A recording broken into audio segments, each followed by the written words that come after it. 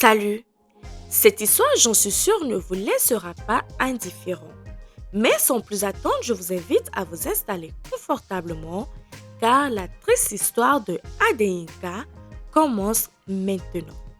Adeyinka, surnommé Yinka par ses proches, est né le 16 août 1977 au Nigeria, entouré de ses parents Adebola et Cecilia ainsi que de ses deux frères.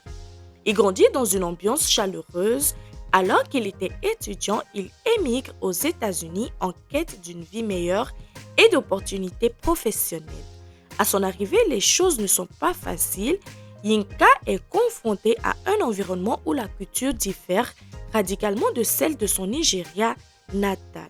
Seulement mené par une ambition débordante, il aspire à vivre le rêve américain et se montre prêt à tous les sacrifices pour y parvenir.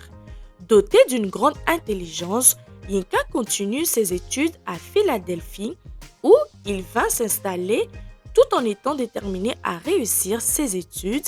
Il n'hésita pas à accumuler divers boulots, étant successivement livreur de pizza ou employé dans un parking. Investi, il étudie avec sérieux et après des années de sacrifices, il réussit à décrocher son diplôme de pharmacien. Désormais, Yinka n'a qu'un seul objectif, devenir son propre patron. En ouvrant sa pharmacie, c'est le point de départ d'une remarquable success story. Avec son flair pour les affaires, il ne se contenta pas d'une seule enseigne, mais inaugure 6 pharmaciennes différentes au fil des ans, toutes situées à Philadelphie. Venu du Nigeria et parti de rien, Yinka est à présent respecté et admiré pour son parcours exceptionnel. Pour ses proches, il incarne l'exemple même de la réussite. D'ailleurs, au-delà de son succès professionnel, sa vie personnelle s'épanouit également. En parallèle de sa brillante ascension, il décida de fonder une famille. En 2005, il épousa une femme de 2 ans, sa cadette. Elle aussi est originaire du Nigeria, Temitope. 2 ans après le mariage, ils accueillent une petite fille et 3 ans plus tard, c'est un petit garçon qui vient agrandir la famille. Tout semble sourire à Yinka grâce à ses pharmacies. Il gagne confortablement sa vie et la petite famille s'installa en 2013 dans une grande maison située dans l'un des quartiers les plus prisés de la ville. D'un point de vue extérieur, la famille mène une vie de rêve. Ils ont tout pour être heureux. Argent, statut social, santé. Seulement, comme nous avons l'habitude sur cette chaîne, les apparentes étaient une fois plus que trompeuses. Très tôt dans la nuit du jeudi 23 avril 2015, vers minuit 40, la police reçoit un appel provenant de la maison du couple. À l'autre bout du fil, Temitope sembla totalement affolée. Elle demanda de l'aide. Une équipe est immédiatement envoyée sur les lieux et lorsqu'ils arrivent, ils trouvent la mère de famille sous le choc. Ses vêtements sont tachés de sang et elle raconte que quelque chose de grave est arrivé à son mari. Effectivement, les policiers retrouvent Yinka dans le lit de l'une de ses chambres d'amis, inconscient. Il présenta des plaies faites à lame blanche au niveau de son cou. Les policiers sollicitent aussitôt une assistante médicale. Mais à leur arrivée, ils ne peuvent que constater le décès du père de famille. Il est alors 1h37, Temitope et ses enfants sont rapidement pris en charge par les autorités qui les conduisent dans un bâtiment sécurisé reprisé à l'écart. Pendant ce temps, sur les lieux du drame, une équipe procède aux premières constatations. Le corps du pharmacien est amené afin d'être autopsié et il collecte tous les indices, toutes les preuves qui pourraient permettre de comprendre ce qu'il s'est passé dans la maison. Il ne révèle aucun signe d'intrusion. De toute évidence, aucun intrus ne s'est introduit dans la maison familiale. Comme c'est souvent le cas, les policiers font le tour du voisinage pour tenter de trouver plus de preuves. Durant ce temps-là, la veuve Temitope est interrogée. Que s'est-il passé? Elle leur raconta que la veille au soir, elle et son mari étaient assis dans le salon en train de regarder un film. Lorsque vers 22h01, une violente dispute s'éclata entre eux. Pendant qu'ils étaient en train de se disputer, il y a eu une coupure de courant. Pour échapper à cette atmosphère tendue, elle s'est dirigée vers la cuisine. Et lorsque l'électricité est revenue, Yinka n'était plus dans le salon. Elle a commencé à le chercher partout dans la maison et elle a finalement découvert dans la chambre d'amis se situant au premier étage. Dans la pénombre, il paraissait endormi et en se rapprochant, elle aperçut un couteau près du lit. Elle a pris afin de le remettre à sa place dans la cuisine et c'est à ce moment-là, sous la lumière, qu'elle a remarqué que la lame était ensanglantée. Paniquée, elle est retournée dans la chambre d'amis et a réalisé que Yinka n'était pas endormi mais inconscient. Elle a aussitôt contacté les secours. Sa version semble invraisemblable aux yeux des enquêteurs qui s'empressent de vérifier certaines de ses dires. Ils prennent contact avec la compagnie d'électricité pour confirmer la survenue d'une coupure de courant. Malheureusement pour elle, la compagnie est catégorique. Aucune interruption électrique n'a eu lieu cette nuit-là dans leur secteur. De toute évidence, la veuve ne leur dit pas la vérité. Lors de l'inspection de la maison familiale, les enquêteurs constata que la porte de la chambre d'amis présente des traces de coups et des éraflures. Apparemment réalisée avec un couteau, la porte a également une brèche à la hauteur du genou, comme si quelqu'un avait tenté de l'enfoncer avec force. Par ailleurs, sur la commode de la chambre principale, il trouve une photo de Yinka tenant un de ses enfants en bas âge. Son visage est recouvert d'une croix et une ligne évoquant une incision est tracée au niveau de son cou. Après cette découverte, Temitope, une nouvelle fois interrogée, comment explique-t-elle ces mensonges et les coups sur la porte? La mère de famille modifie alors son récit. Elle explique au cours de leur dispute, la situation s'était aggravée, la poussant à se réfugier dans la chambre d'amis où elle s'était barricadée. Yinka furieux la suivait en hurlant, en donnant des coups à la porte tout en lui ordonnant d'ouvrir. Lorsqu'elle a finalement cédé, il était muni d'un couteau et était très menaçant. Elle a pu s'échapper de la pièce pour trouver refuge dans le salon, s'installer sur le canapé en attendant qu'il se calme. Au bout d'un moment, elle n'entend plus rien dans la chambre d'amis et elle est retournée pour voir s'il s'était calmé. C'est là qu'elle a découvert inerte sur le lit. Il s'était poignardé plusieurs fois au cou. Elle a immédiatement appelé les secours. Seulement, ces deux versions contradictoires ne réussissent pas à convaincre les enquêteurs. Bien qu'elle insinue que son mari a choisi de mettre fin à ses jours, toutes les preuves semblent suggérer le contraire. Pour eux, l'idée que ce soit poignardé à plusieurs reprises au cou est invraisemblable. Lorsqu'ils lui font remarquer l'improbabilité de sa version des faits, insistant sur le fait qu'il est impossible que ce soit blessé de la sorte tout seul, elle resta muette. C'est alors que Temitope craque, révélant le calvaire qu'elle a vécu durant toute une décennie. Aux côtés de ce pharmacien en apparence si respecté, elle dresse alors un portrait effroyable de son mari. Depuis le début de leur union 10 ans auparavant, elle avait vécu un véritable enfer. Son époux, sous l'air respectable, était un homme violent. Il n'hésitait pas à la frapper même durant ses grossesses. Outre sa violence, il était également infidèle, multipliant les liaisons. Elle avoua n'avoir jamais connu de moment heureux durant son mariage. Récemment, tout s'était encore détérioré lorsqu'elle avait découvert des preuves attestant qu'il avait une liaison avec sa propre sœur et avec la fille de leur nounou qui résidait avec eux depuis 2 ans. Elle raconta que depuis plusieurs mois, il voulait se débarrasser d'elle, l'éloigner du domicile familial pour vivre sa vie dissolue tranquillement. Il avait alors contraint à partir plusieurs mois au Nigeria, la laissant sans ses enfants.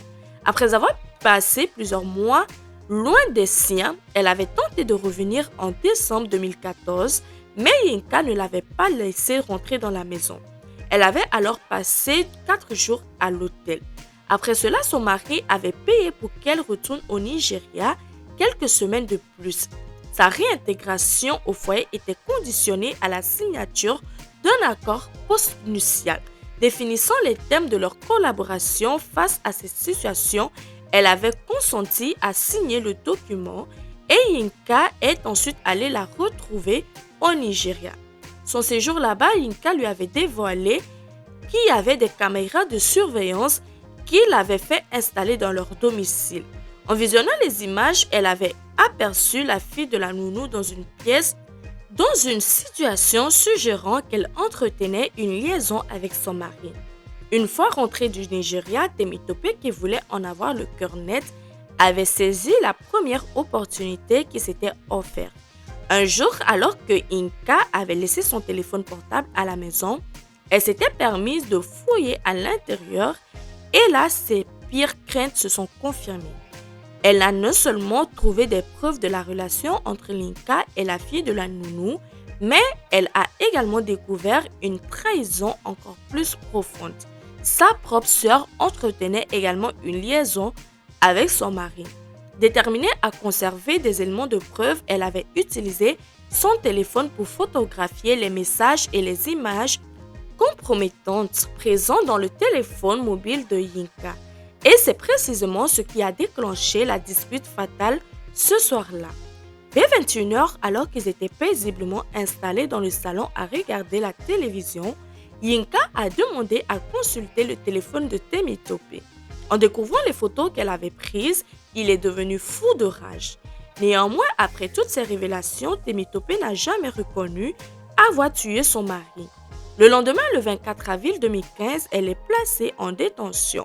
Elle est accusée de son meurtre avec préméditation et sa caution est fixée à 60 000 $. Quelques jours plus tard, les résultats de l'autopsie arrivent. Ils indiquent que Yinka a été poignardée dans le cou à plus de 10 cm de profondeur, ce qui a sectionné la carotide et la jugulaire. La blessure a été faite avec un couteau de cuisine retrouvé dans la maison. Le 2 mai 2015, entouré de ses proches, anéanti par le chagrin, Yinka est inhumée aux États-Unis. Le jour même, l'une de ses sœurs de Temitope accorda une interview au magazine africain. Sahara, souhaitant conserver l'anonymat, elle insista pour que son nom ne soit pas révélé au grand public. L'article fait l'effet d'une bombe car il présente un portrait complètement différent de Temitope, jusque-là perçue par de nombreux médias comme une veuve ayant tué son mari suite aux années d'abus et d'infidélité qu'elle a endurées. Je ne peux pas affirmer si cette sœur c'est celle qui entretenait une liaison avec Yinka. Néanmoins, ces déclarations sont accablantes pour Temitope. Elle soutient que sa sœur n'est pas la victime innocente dans les médias américains. Selon elle, Temitope mène une vie dissolue. Elle refuse d'aller à l'église, consomme régulièrement de la marijuana et boit excessivement. Elle révéla également que sa sœur a de nombreux amants. Pour elle, Yinka n'était ni un mari violent ni un époux infidèle. Elle affirma que tout ce qu'elle a raconté n'était que des mensonges pour justifier son terrible geste. Elle déclare qu'il n'aurait jamais trompé. En revanche, elle mentionne avoir été témoin des écarts de conduite de sa sœur. C'est elle qui a été infidèle. Je peux vous citer au moins 5 hommes avec lesquels elle a eu des liaisons. Je l'ai confrontée à ce sujet en lui disant qu'elle ne devait pas agir ainsi et que si elle ne l'aimait pas, elle devait demander le divorce, affirme-t-elle. Selon elle, Temitope trahissait son mari depuis au moins 2 ans et demi et lors de ses séjours au Nigeria, elle entretenait une relation suivie avec un homme. Elle évoque aussi que sa sœur s'adonne à de la magie noire et réalise des rituels. D'après elle, elle aurait pu être sous l'emprise de ses forces occultes au moment où elle a commis le meurtre. 2 ans et demi plus tôt, elle déclare avoir découvert des objets fétiches dans le placard de sa sœur. Terrifiée et bouleversée, elle avait contacté son pasteur au Nigeria qui lui avait préconisé de prier. Elle n'était pas la seule à être au courant des pratiques occultes de Temitope. Yinka en avait aussi pris connaissance lors d'un séjour au Nigeria. Il avait découvert des objets qu'elle avait placés sous leur lit. Effrayé, il avait choisi de dormir dans une autre chambre pendant 3 nuits. Et il aurait aussi découvert une pierre mystique dans la maison, marquée par des traces de la magie noire et qui aurait été utilisée à des fins malveillantes. À son encontre, Elle termina en disant Yinka était un homme bon, il ne méritait pas de mourir. Cet entretien va ternir l'image de Temitope, laissant les opinions publiques dans le doute. Est-elle une victime d'un mari violent et infidèle? Est-elle une manipulatrice qui s'essaie de débarrasser de son époux devenu gênant? C'est l'année suivante, en octobre 2016, que s'ouvre son procès. Je vous rappelle qu'elle est accusée de meurtre au premier degré, c'est-à-dire de meurtre avec préméditation. Pour ses avocats, Temitope était à l'époque en grande détresse émotionnelle et il demanda l'autorisation d'en présenter des preuves. Ils espèrent également la requalification du meurtre au premier degré en homicide pour cause de détresse émotionnelle. Temitope souhaite par ailleurs plaider coupable afin d'éviter que sa vie privée soit étalée lors d'un procès. Sa requête est acceptée. Elle plaide donc coupable pour détresse émotionnelle. Elle risque de 4 ans à 50 ans de prison. La famille de Yinka est présente. Ils décrivent leur fils et frère comme un homme bon et généreux. Un pharmacien respecté, un de ses frères, Dario, viendra témoigner. Il affirma que sa mort a été tragique pour eux. Il déclare ému que son frère était un pharmacien renommé, cherchant à perpétuer les valeurs traditionnelles de son pays d'origine, le Nigeria, au sein de la famille. Il aimait profondément sa femme et s'est forcé de sauver un mariage en péril qui allait de plus en plus mal depuis l'arrivée des enfants. Dario ajouta que Temitope était la seule à être infidèle au sein du couple. D'ailleurs, il révèle une photo que lui aurait transmis son frère, montrant cette dernière aux côtés d'un homme qu'il présente comme son amant au Nigeria. Il demande la peine la plus lourde pour Temitope afin que ses enfants puissent grandir loin de leur mère. Seulement, comme il avait annoncé dès le départ, les avocats de Temitope vont apporter des preuves que la réalité était beaucoup plus sombre. Le tribunal va apprendre que le pharmacien n'était pas l'honnête homme décrit par ses proches avant sa mort. Sans le savoir, il faisait l'objet d'une enquête pour trafic de médicaments. Il était soupçonné de vendre chaque semaine au marché noir plus de 20 000 pilules dans de différentes pharmacies. Temitope n'était pas non plus au courant, elle a découvert lorsqu'elle était déjà en détention. Après que l'État lui ait saisi 300 000 $ de l'héritage de son mari, lors de l'enquête, les policiers ont saisi l'ordinateur personnel du pharmacien qu'il gardait dans un bureau de la maison toujours fermé à clé. Dans cet ordinateur, ils ont trouvé de nombreux éléments à charge pour le défunt. Ils ont découvert le fameux contrat postnuptial dont Temitope avait parlé lors de son interrogatoire et qu'elle avait été contrainte de signer avant de recevoir l'autorisation de revenir chez elle. Ce contrat stipulait que la mère de famille cédait le contrôle total de ses biens et de ses avoirs de la famille à son époux. De plus, elle devait confier l'entière responsabilité de l'éducation de ses 2 enfants, âgés de 5 ans et 8 ans, à la nounou. Enfin, il était spécifié qu'elle n'avait pas le droit de pleurer dans cet ordinateur. Ils ont aussi mis la main sur des enregistrements des caméras de surveillance de la maison. Ces images montrent Yinka en train d'avoir des relations intimes avec d'autres femmes, apparemment des prostituées. D'autres séquences révèlent qu'il consommait de la drogue. Temitope a soutenu que son mari la frappait et abusait sexuellement d'elle. Elle a raconté comment il se servait de sextoys pour la blesser. L'ordinateur de ce dernier, les vidéos ont été trouvées montrant qu'il utilisait ces mêmes sextoys avec ses maîtresses. Les avocats de la défense ont présenté des photos des diverses cicatrices infligées par son mari. Ils ont également présenté des rapports médicaux attestant qu'elle avait été battue à plusieurs reprises, y compris pendant ses grossesses, comme elle avait mentionné lors de son interrogatoire. Pour le procureur, le pharmacien souhaitait mettre fin à son mariage, mais il était pris au piège entre la culture de son pays d'adoption et la tradition de son pays natal. L'une qui promettait de divorcer et l'autre qui le contraignait à rester marié. Il a demandé une peine de 12 ans. Pour lui, ce n'était pas un cas d'abus unilatéral, mais un mariage brisé avec abus des 2 parties. Au final, le juge n'a pas retenu les arguments du procureur et il a prononcé un jugement fort. Temitope a écopé de 4 ans de prison, soit de la peine minimale. Elle a pleuré en silence durant toute l'audience. Son avocat a lu une lettre en son nom dans laquelle elle s'excusait auprès de la famille de son mari. Elle a dit que ses actions étaient inexcusables. Elle a ajouté que le plus dur serait d'expliquer cela à ses enfants qui avaient 5 et 8 ans au moment des faits.